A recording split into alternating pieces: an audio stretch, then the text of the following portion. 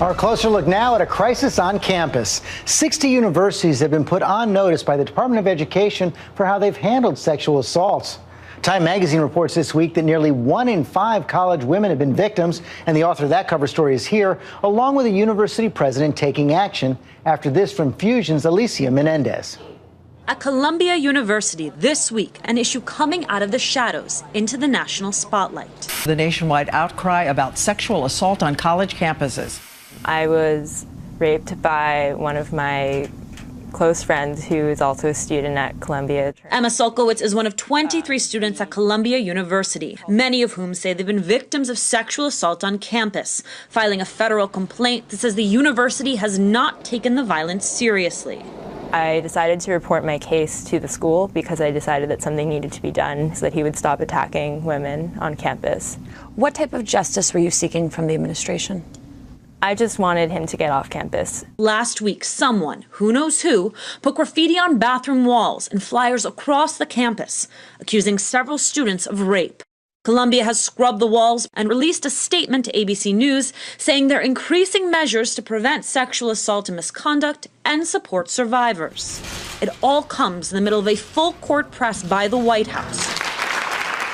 Tony West is a member of the president's task force. I think that when college campuses engage the entire community and send a very strong message that dealing with sexual assault is the collective responsibility of all of us, that's when they're most successful. One of the biggest challenges for schools, how to define non-consensual sex. Critics question if sometimes the definition universities use is too broad. Right now, the administration estimates that nearly 20% of women have been sexually assaulted in college. It's a stat that's hardly changed in 20 years. Most colleges vastly underreport sexual assault. There have been sexual assault cases involving athletes at St. John's, Syracuse, rape on USC. campus when a friend or acquaintance turns out to be the rapist. Even an article from 1990 about an Ivy League school, where victims wrote the names of their attackers on bathroom walls.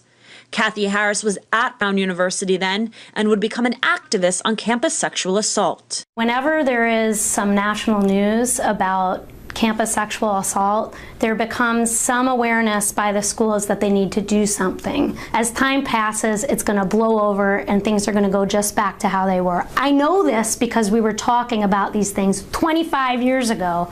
Nothing's changed. It's too late for Columbia survivor Emma Sulkowicz, but she hopes it might be different for the next student. I think that universities are in a position to really take the first step and make it change. For this week, I'm Fusion's Eliza Menendez in New York. And we are joined now by Eli Capilouto, the president of the University of Kentucky, and Eliza Gray of Time magazine. And Eliza, let me start with you. You wrote that cover story in Time magazine this week, and you reach a pretty startling conclusion. You say the truth is, for young women, America's campuses are dangerous places. Will this new push by the federal government make a huge difference? Well, George, I think that we are at a sort of historic moment for this issue because you have a perfect storm of grassroots students at college campuses raising a stink about this, and then you have the vice president who authored the Violence Against Women Act, and the president who has daughters and is personally invested in this. And so I do think that you're going to see a spotlight put on this issue that might put a little bit more pressure on colleges to make a change. President Capilouto, University of Kentucky has been on this for a long time, about 10 years, and been cited as a model by the White House for how you've taken on sexual harassment. What are the best practices that have worked for you? Sure. Well, first of all, you've got to recognize your problem. 10 years ago, we were one of the first to do a campus-wide climate survey. We understood some of those same horrific numbers that were reported previously. We birthed, in an entrepreneurial way, interventions that we thought would empower individuals and spread that responsibility collectively to the entire community.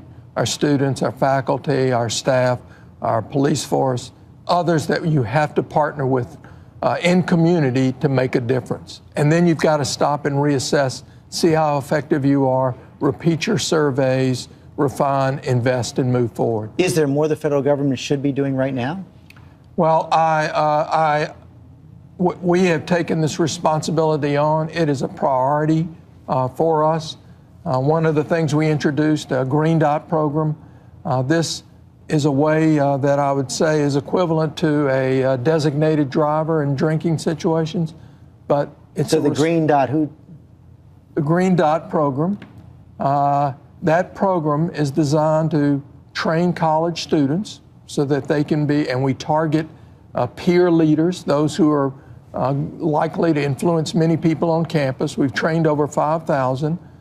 They know how to recognize a risky situation, intervene, and do it in a creative way. So see something, say something on campus. That makes a lot of sense. You know, and Eliza, one of the things you pointed out in your piece that these assaults are carried out by a relatively small group. As you write, most guys are good guys, but the bad ones tend to be repeat offenders. So how do you stop them without stigmatizing everyone else? Yeah, I think that's really important. You know, I think a lot of times when we think about sexual assault, we think about a he said, she said situation where it was murky, and that certainly does happen. But I do think that, you know, this study that I found showed 6% of males on the University of Massachusetts campus had committed rape, and 75% of them were repeat offenders who had committed an average of 6 rapes each.